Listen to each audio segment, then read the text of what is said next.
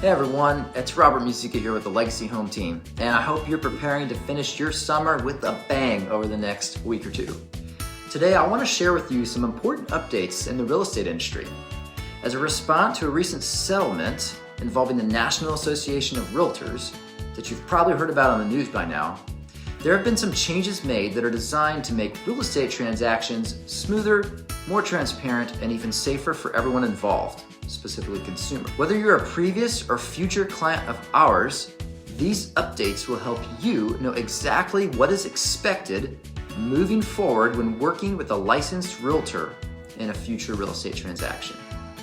So let's first dive into what these changes are all about. 4 points. 1. Increased transparency in transactions. For starters, our local associations have been actively updating all of our client representation forms for buyers and sellers to make clearer than ever what fees are being charged and to whom, and providing specific disclosures that fees are negotiable and not fixed. Now, fees in the real estate industry have always been negotiable, but going forward, this should be even more clear. Next time you meet with a member of our team, make sure to ask us about this so that you can get comfortable on what you are agreeing to pay and get comfortable on what you're getting in return for it. 2. Stricter ethical standards. Realtors are licensed, and to be a member of the National Association of Realtors, NAR, you have to be a member of a local member association, which ultimately gives us access to the MLS. This means that there are multiple entities that hold myself and other real estate license holders to a certain set of standards. Licensees can be fined or even have their license revoked if these standards aren't held to.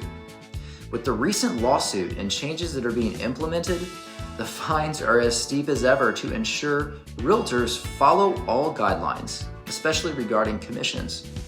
3. Enhanced consumer protections.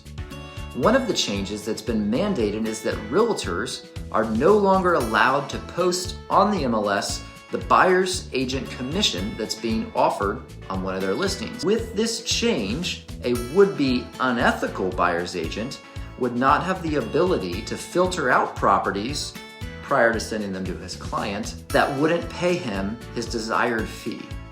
By removing this data from the MLS, it should allow agents and their clients the ability to compare every single listing on the market fairly without eliminating certain properties from the buyer's view. 4. Buyer's agent representation agreements. Realtors are now required to sign an agreement with any buyer prior to touring a home. At first, this may feel like a roadblock for a buyer to get inside of a property, but this is actually genius on the part of NAR and should have been taking place all along. By requiring an agreement between an agent and a consumer before touring a home, agents will be forced to articulate very clearly to consumers what fees are going to be expected to be paid and by whom if a purchase ends up taking place. Gone are the days when a buyer's agent can pitch their services as free and convince a buyer to get in the car prior to having any understanding about what's being expected of them in the process. So what does this mean for you as a consumer? If you're going to be buying a home, you'll be required to sign an agreement with an agent before touring any properties. This was not the case in the past. So I encourage you to work with someone that you trust because they will ask you to put ink on paper. And if you're going to be buying or selling a home, this is the time to remember that you have options. No fees in this industry are set or fixed, and almost everything is negotiable. Do your research, talk to someone you trust, and hire someone who you believe can help you fulfill your plans within your budget.